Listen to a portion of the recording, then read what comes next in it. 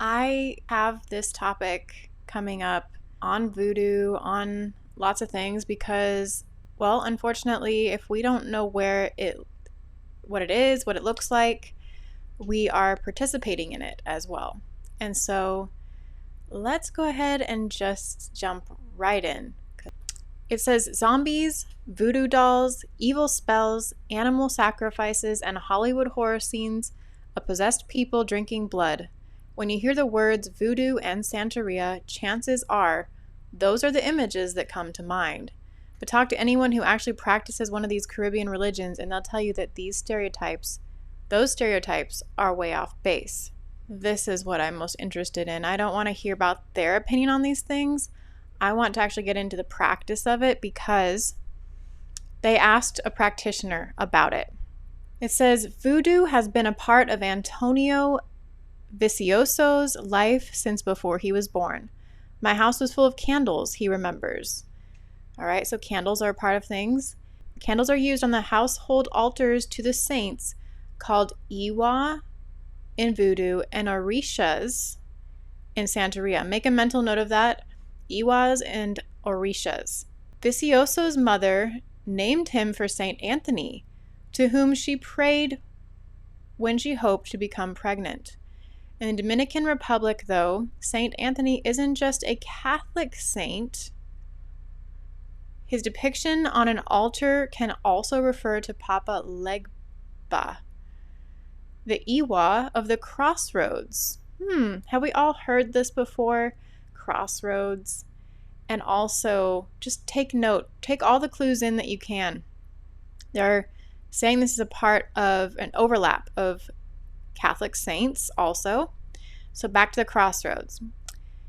It can also refer to Papa Legba, the Iwa of the crossroads, who opens doorways and makes things possible. So they can make things happen. Vicioso's mother later became a born-again Christian. How does that work? But he found himself drawn to the gods of Dominican voodoo. Vicioso grew up in the Dominican Republic, Venezuela, and New York before making his way west to Eugene. Tall and rail thin, with piercing eyes, Vicioso, who plays locally with his band Anaba Tierra, embodies the balance between relaxation and intensity that characterizes the Caribbean. It was through music, really, he says, of how he became involved in Dominican voodoo. A voice inside me said I would work with Dominican rhythms. So this is where it pulled me in because I have a history in college. My last 2 years, I was so into dancing. I was a hip-hop dancer. And I cannot explain any of what I experienced while doing hip-hop in such a way that he is about to express. It was exactly what I unfortunately experienced when I would dance. He's going to explain how certain aspects of music work together to make this happen. The rhythms Vicioso works with are the ones used to bring down the spirits in Dominican voodoo. I guess that's how they say that. The form of voodoo found in the Dominican Republic is different from Haitian voodoo. You'll find that, voodoo is practiced a little bit differently in every part of the world, but it's still pretty much the same. So it's different from Haitian voodoo, though they share a common ancestry. Dominican voodoo has its own strong spirits, says Vicioso. Voodoo and Santeria are possession religions, so bringing down these strong spirits means helping those spirits enter into a believer's body. So I want you guys to hear it straight from a practitioner of this, that is what it's all about. And the combination between Catholicism mirrors it a bit, Santeria mirrors voodoo. They all share common aspects, and he's going to bring other things into it, I think, as well. Also says voodoo and Santeria and their sister religions like Dominican voodoo are monotheistic like Christianity. This is one area that is confusing can blow your mind a bit, but he says there is one god called Bondi in the Haitian Creole of Voodoo or Olodumare in Santeria, which combines African and Spanish. Now you're combining African and Spanish voodoo and witchcraft together. All right, craziness. So it combines African and Spanish terms in its worship, but this deity is far away and hard to reach, supposedly. Instead, practitioners appeal to a pantheon of spirits, the Iwa and the orishas, that are similar to Catholic saints, to intercede when something is needed. All right, so he's actually exposing a lot here, but this is where it gets deeper. The article says the spirits have particular personalities, colors, and characteristics that epitomize each of them. In voodoo, Urzuli Frida is a goddess of love and longing, symbolized by a heart, and Ogun is a god of iron and war. Papa Getty is a Iwa of death with a cross. Interesting, isn't it? A cross as its symbol. But because death and life are intertwined, his symbol is also, and forgive me, we are going to be blunt on this, but it is also the male member, as it says there. And he grants health and fecundity. So the part that we just read stands out to me for one reason when it starts saying that each spirit has particular personalities, colors, and characteristics that epitomize each of them. This is what witches do. Each month has certain festivals, or they call them sabbats in them, or festivals and holidays. And they will choose certain colors, certain smells, certain candles, you name it. Like everything is centered around a different crystal of a different color for each month, for each god. And there's multiple gods, there's multiple festivals in a month even. So that's not even true. There's more than one happening, but this mirrors witchcraft and Wiccanism very highly as well. They just usually incorporate doing crafts as well. I don't know if you know that, but being very hands-on with harvesting and their altars that they set up and then doing a craft. So believers, now they call themselves believers. Isn't that kind of intertwined with Christianity to the point where it makes no sense? They can call themselves believers if you ask them if they're a believer. I think for me that's a problem.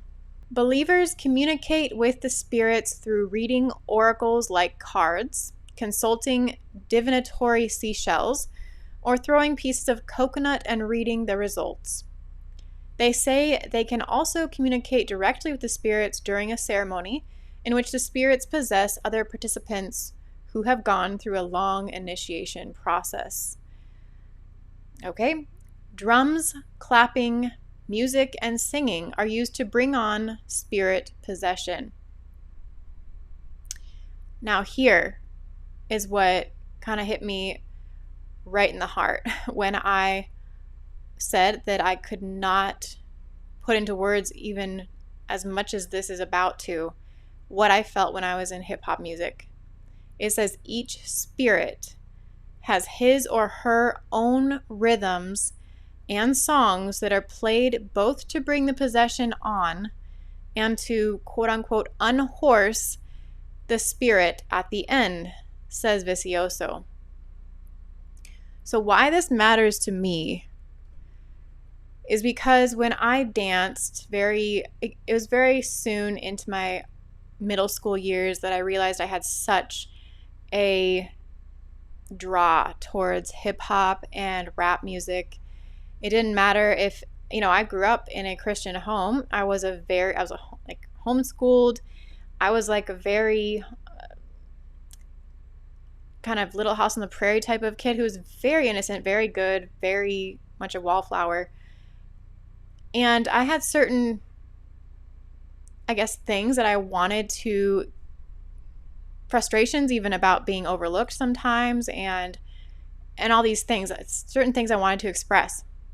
So that was how I did that. And I didn't really show my family much. I usually did it in my own room or by myself, where I would dance to these things. And ironically, there's always inspiration. Why? Because inspiration doesn't really come from God, I feel like, unless you prayed for it to be Him and not something else. And certain things, of course, that doesn't apply anyway. Like, I'll be honest, certain activities that you do, you can't pray that God is the thing that moves you and does it, because that activity in and of itself is wrong. So anyway, getting back to my story, I showed my family once or twice, and it was still kind of, kept on the down low. And then I went to college and I decided I was going to go from being the wallflower who, already didn't have to worry about kind of getting good grades, to suddenly learning how to be popular and having popularity, good looks, and to dance fully, to let it kind of go. But what I was getting at is that the inspiration would come on and I would have all kinds of choreography fill my mind. And it wasn't just that I had to practice the choreography. No, the choreography would be in my mind and I would just end up seeing it like pages opening like a book, and it being like a moving image. And somehow I did it too. And so it was like downloads, it was not very good at all. And I had no clue what this was. They didn't talk about at all any of this kind of music in our church, and that it was bad or anything. And so I had no clue. People wouldn't touch rap or hip hop music at church. In fact, most of the time they didn't touch the whole music topic. So anyway, once I jumped into that world and I kind of let it go, meaning I totally gave into it, I was doing really good. Meaning I did make it up the social ladder. I was popular. I did do great in my last 2 years of college. And when I went to parties, I didn't do any of the drugs or drinking or sleeping around. What I was doing was mingling with people, kind of being the it girl, and then dancing. And I just, after like one or two, even maybe a third time that I went to these parties, when I'd never been to a party in my life before, mind you, I found myself kind of not remembering what I would do and being very scared. What did I do? Tell me what motions I did or whatever. And most people didn't want to tell me either. They were just kind of like, it was amazing, you're great, whatever. In any case, I just remember that the more I gave into this feeling as well, and I danced and I would be welcomed on stage and everything because apparently I was good, I could do things that I'd never practiced before. I could do things that I didn't know I was capable of. Unfortunately, I did have like a totally ugly face going on, kind of like Beyonce, and I would distinctly feel that once I got up onto the stage steps, I would not know what I was doing. I was just kind of all into the feeling. And certain climaxes of rhythm would hit me so hard to actually give in further, to have powerful motions. I knew I was doing powerful motions, but I could not really remember anything else. And then once I walked down the steps or got off the stage and stopped dancing, then my consciousness would kind of come back. And so for me, I can still feel like certain music, even Christian music has it in it, by the way, guys. It'll have a certain rhythm that it's played at, and then it starts climbing. It starts climbing and increasing. I can start feeling like my heart is rising just like it used to, and swelling with those feelings sometimes right before I would give into what I now know as demon possession. And it scared me so much that it felt powerful at the time. And I'll show you what kind of dancing it was. It was not really that pretty, and it wasn't good. A lot of shaking your fists at people, acting like you're hitting them, and kind of dissing them the whole time, putting them down, like a lot of stuff. Anyway, to this extent, yes, I deeply knew that when certain rhythms were played in a certain way as well, that it was starting to happen to me, meaning each spirit has his or her own rhythm and songs. And that is something that is not very well known in the Christian world. It's not very spoken about. So to have it come straight from the horse's mouth, if you will, right from the practice that is voodoo, that all originated from it, these rhythms and worship and demon possession along with it, as you heard, it comes from this. This is really what we're doing when we're into this kind of music. Now I know why, and they're going to explain it so well. So let's go ahead and continue. Drums, clapping, music, and singing are used to bring on spirit possession. Each spirit has his or her own rhythms and songs that are played both to bring the possession on and to unhorse the spirit at the end, like I used to all of a sudden be unleashed at the end when I got off the stage. That's literally what does happen to you. So the next paragraph says, those who are possessed are called horses or chwal in Haitian Creole, because the Iwa are said to ride or mount them. So the Iwa was a spirit, again, as a person rides a horse. When Papa Getty mounts a chwal, his dances are playful and sexually suggestive. Women, this is how sexual it gets, guys, and it was very provocative, the dances I used to do. It says women will bump their crotches up against him to ensure fertility. Once someone is possessed, that person takes on the characteristics of the Iwa or Orisha, a collective of spirits, regardless of gender. So a man can be possessed by a female spirit and will take on feminine attributes while possessed. So let's speak to this for a minute, because you do see, right? You do see in a lot of these dance moves, it's kind of like Dirty Dancing. They're just grinding up on each other. And that kind of, everything kind of deteriorates into that, no matter if it's rap or hip hop or pop dances. It's all about that. So I can make that correlation, but man, how do I tell you this?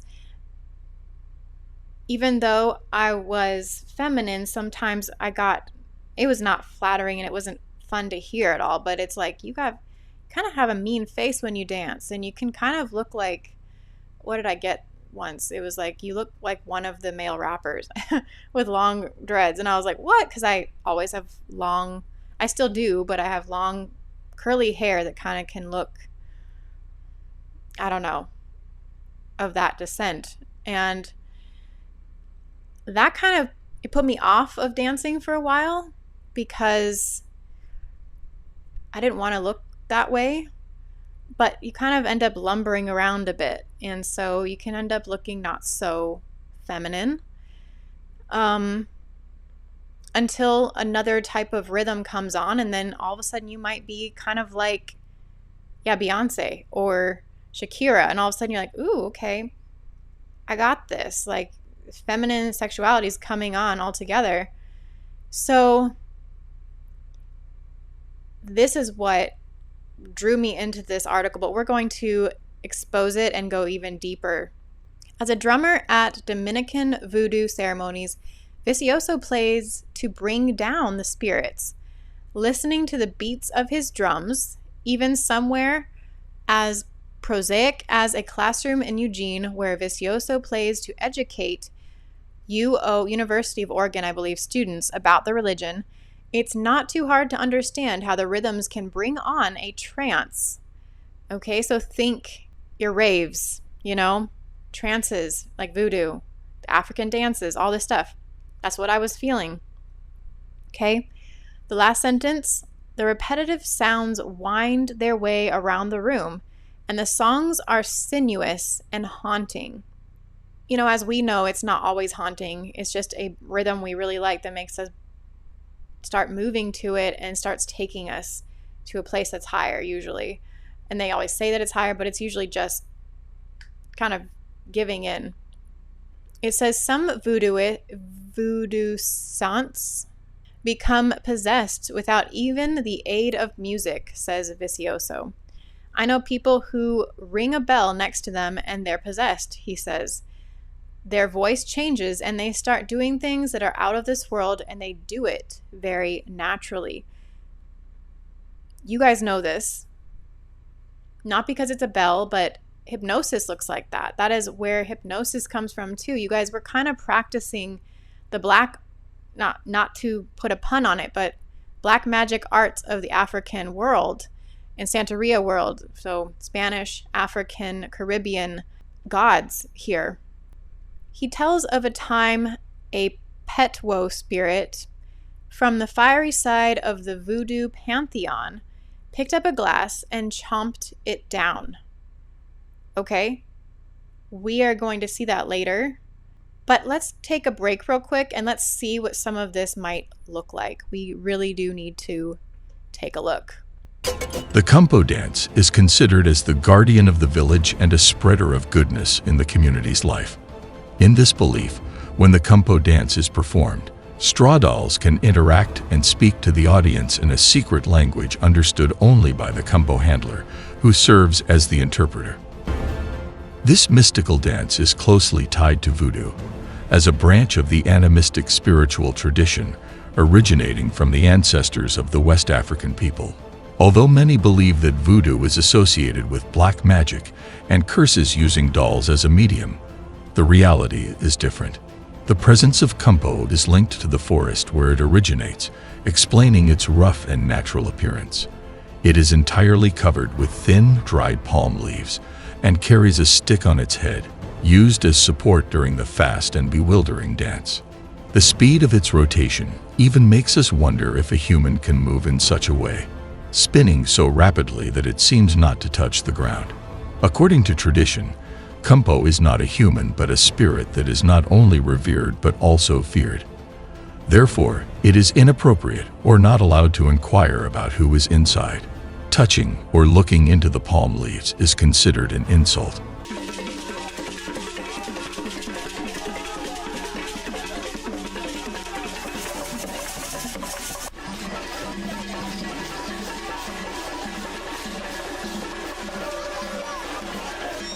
Trying to prove it's not man-made, or it's not a man in there.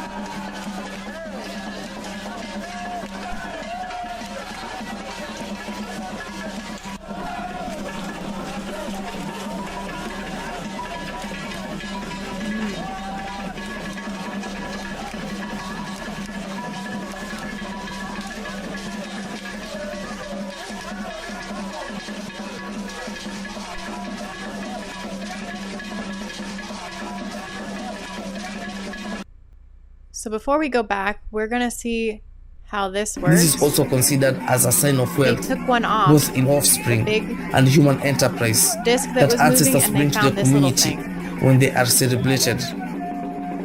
But a man cannot give birth, so the ancestors are neither male nor female and have the power to do anything. That's why Zangbeto is neither male nor female but can function as both.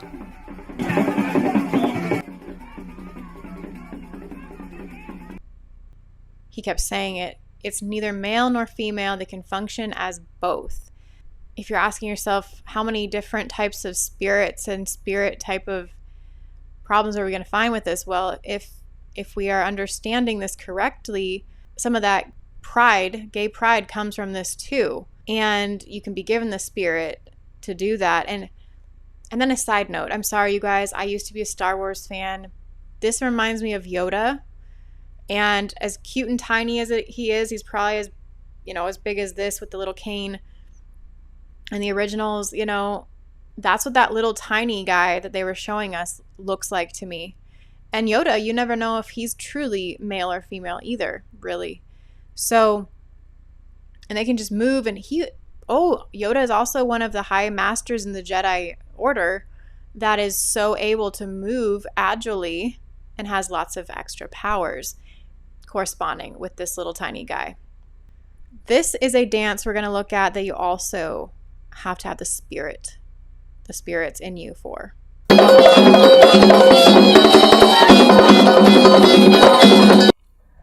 During the performance, the dancer changes once he wears the mask, and the spirits take control of him.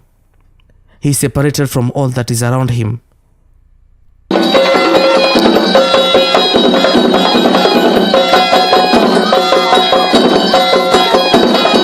Once he puts on the mask, it's no longer him that is dancing, but the spirit that possesses him. When this happens, the dance is fast and furious.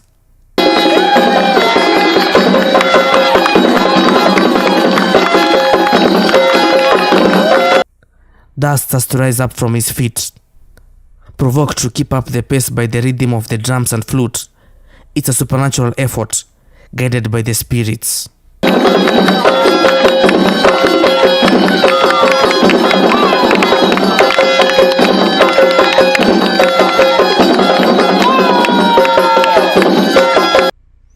It's an interesting dance because they say that particular dance can be done for like hours, if I'm not mistaken, and if not, lots of lengths of period of time. And you could also imagine that, I mean, my brain went to this too. You could see Aztec and Mayan people doing this dance as well. Some of his costume reminds me of that. So it's like there's the crossover we're talking about. It's not just Santeria and voodoo and Haitian voodoo. It could be, can we talk about spirits coming from the same place but being exposed in different ways throughout different cultures? I believe that's what it is. So you could find it in those cultures as well. And, again, he said the mask slides on. And once the mask is on, the spirit takes over. And you see that sometimes right when someone, I hate to say this, but it's like Michael Jackson.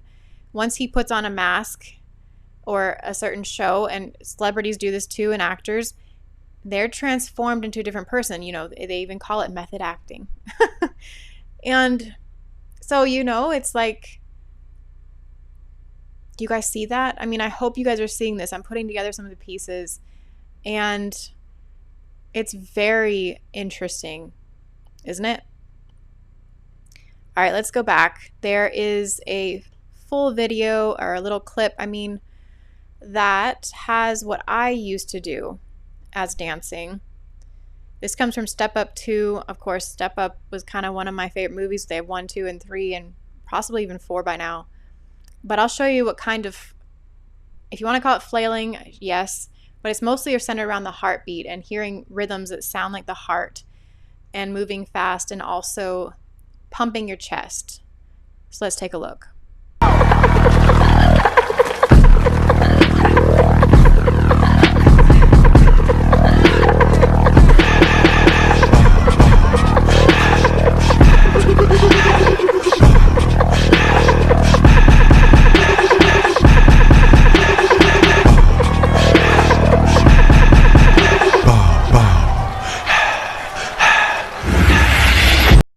Do you see the aggression in there? I had some aggression I was getting out from, anger somewhere. And that's, it's fun to actually act like you're hitting someone and kind of get the faster you do the motion, the quicker it feels like you're actually doing it.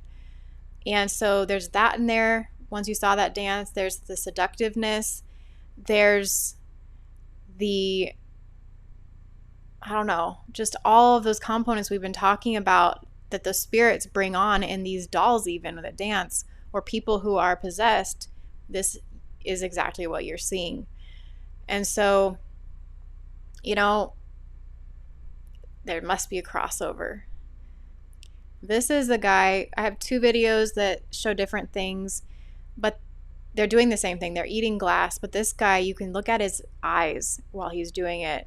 He definitely has the reptilian look going on.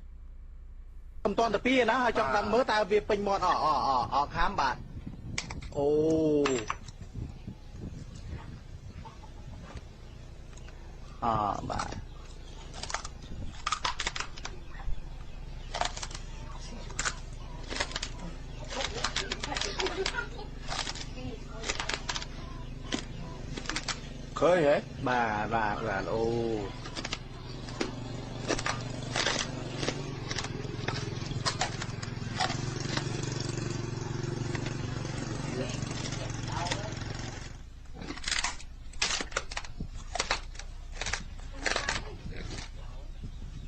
He's showing that he just ate glass by spitting out.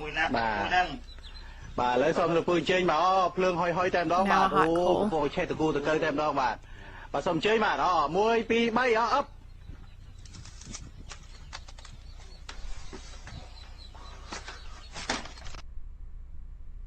And quickly we will go to this other guy.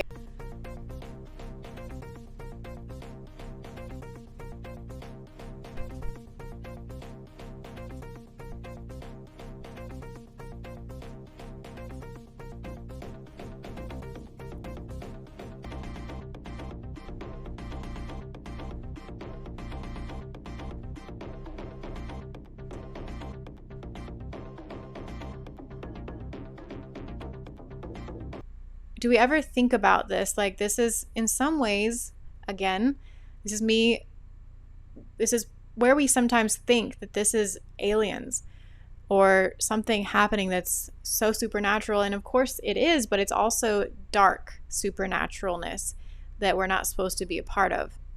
The guy was eating glass right here, picked up a glass and chomped it down, eating the shards without any signs of pain. Vicioso laughs and says, the woman who owned the house where the ceremony took place came running, and she said with irritation, I just bought those glasses. So it's just all good fun. Once the spirit has entered the body of a voodoo sant, the Iwa then interacts with the other participants in the ceremony. And Iwa is a spirit, remember. And the spirit gives much needed advice and healing. Possession at these ceremonies is not demonic or evil, they think. It is a basic part of the religion, Vicioso says. It is beautiful and valuable, a natural healing religion. So, we need to talk about this because it's not a natural healing religion. When you are possessed, this is what we need to talk about as well, because they believe it's healing that's happening. That certain people are convulsing and certain other people are starting to laugh and others they're sick, and all of a sudden they are able to be healed. And supposedly demons are supposed to be able to be cast out, but it's weird, isn't it? Like, that you can have a people who they just told you this whole religion is about being possessed, and yet somehow it's a good thing for healing and so on. We have to go down where it says the drums he plays are powerful instruments according to Vicioso, and always have been. That's why they banned the drums, he says, of the Haitian slave owners. Interesting, slave owners who tried to stop the religion during its early days in the New World. Voodoo and its rhythms have been vilified and banned since before the Haitian Revolution that made Haiti the second independent nation in the Western Hemisphere. It was a drum ceremony led by a Haitian voodoo priest called an Hungan that kicked off Haiti's successful slave revolution. He says having a nation of freed slaves so close to the U.S. was like a sore thumb, Vicioso says. Demonizing voodoo was done on purpose, he says, through the media and through Hollywood, and that demonizing continues to this day. According to Vicioso, the real dark powers aren't in Caribbean religions, they're here in the U.S. There's black magic in Washington, Vicioso says of the current Bush administration. That's zombieism to the highest level to me. That's a lot right there that he just mentioned. And I want to talk to you guys about that because in Christian movies, they will demonize it a little bit. But you know what?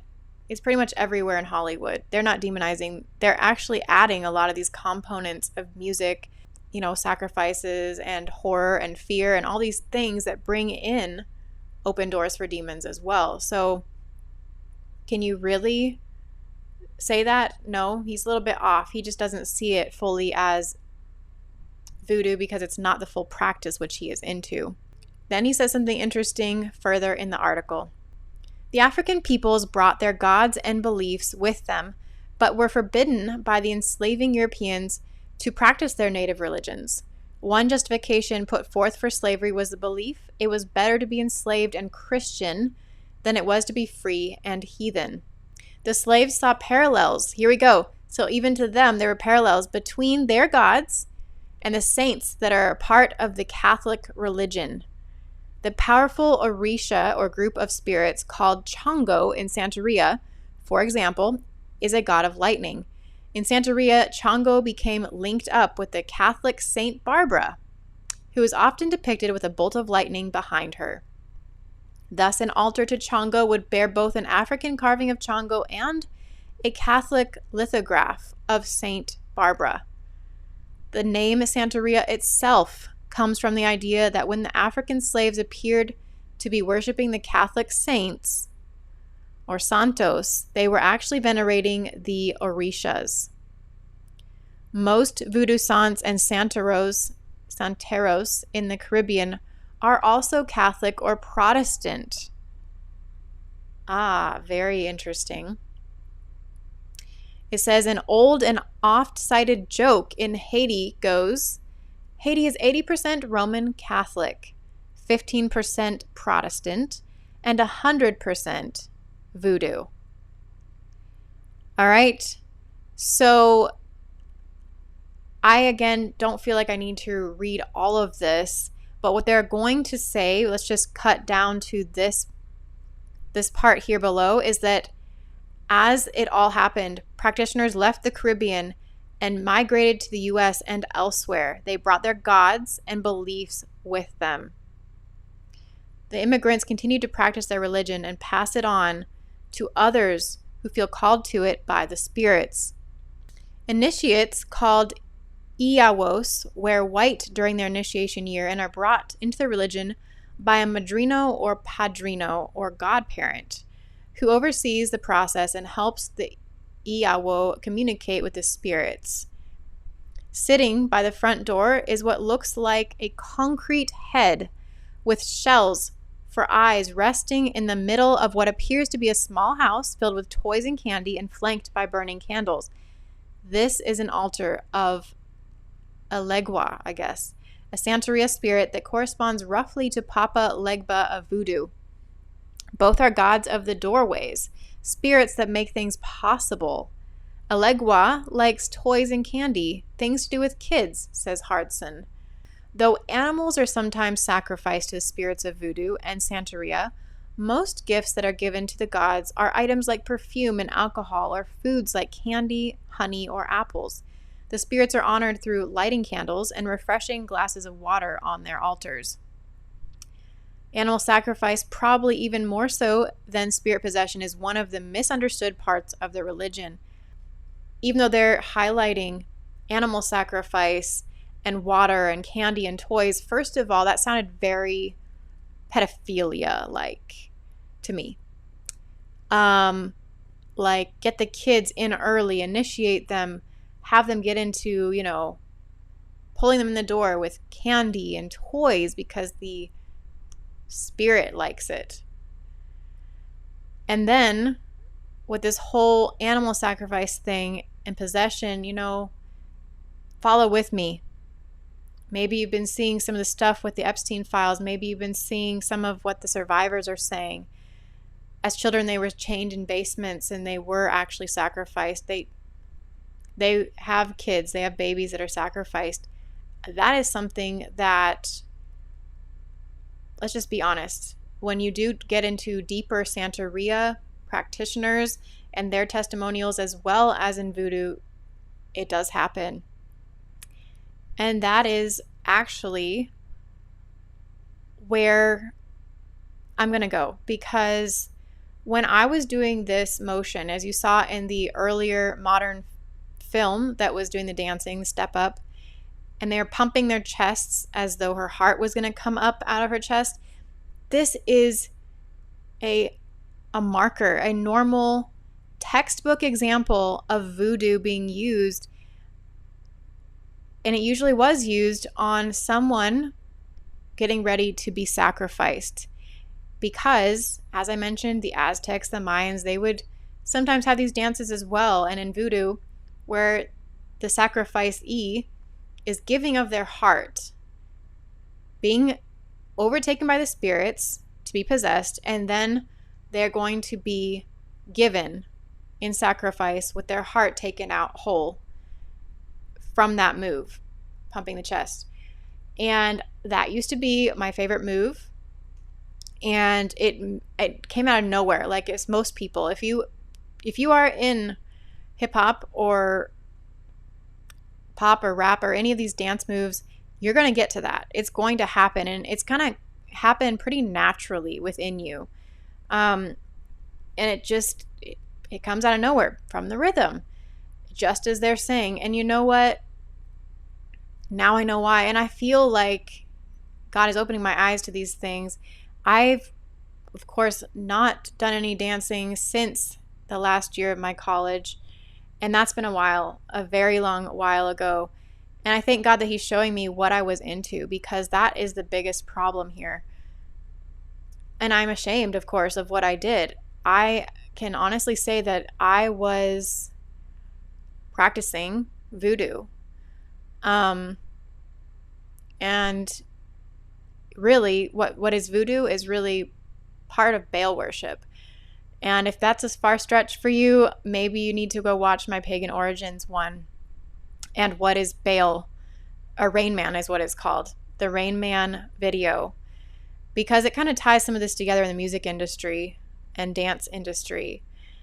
And that will put it together for you. I've also covered frequency magic, which controls you. That's one of our videos also, which will put together the pieces. I'm putting together all the pieces from my own experience and the research I've found that explains what I went through.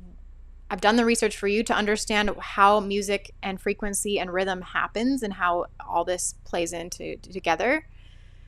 And so I'm really hoping that each part of this is as much of an eye-opener to you as it was to me.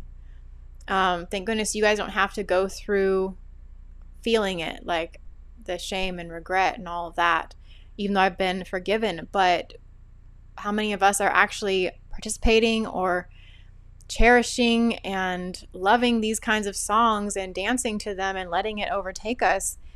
And we don't realize that this is a completely pagan practice. Like I said, I hope that it convicts people. I hope that it makes sense. I've shown it straight from a voodooist's mouth and their understanding of the practice and what it's about. I love you. I want you guys to be set free. I'm exposing it.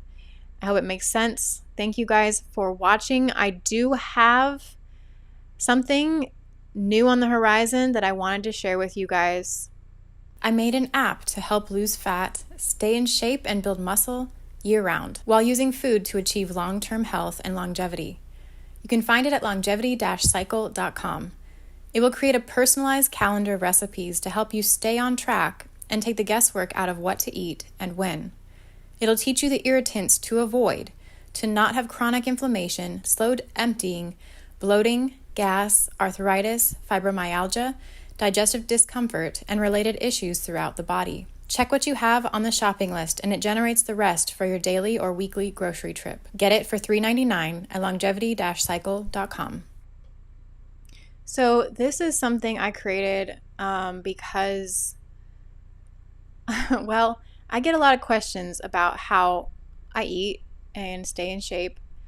And this is kind of how I do it. And I've been able to help others who have metabolic syndrome. They eat well, but they don't understand why they're not gaining or losing weight. They're not looking better. They have bloating. They have other issues going on as well that are complicating the matter, like unfortunately, Mikey was fitting into this category. And when I made this app and I put him on the plan, he went ahead and he lost a pound a day. And actually, to this day, he's still on it, and he still is. We did take a break and he got back onto it after that, but he's still seeing the same results. So it's based on research. It has all the stuff backing it. I teach you all about it. There's learning modules in there, everything, and it is the one price for a lifetime. So if you need that and you love it, go ahead and check it out. It's longevity-cycle.com.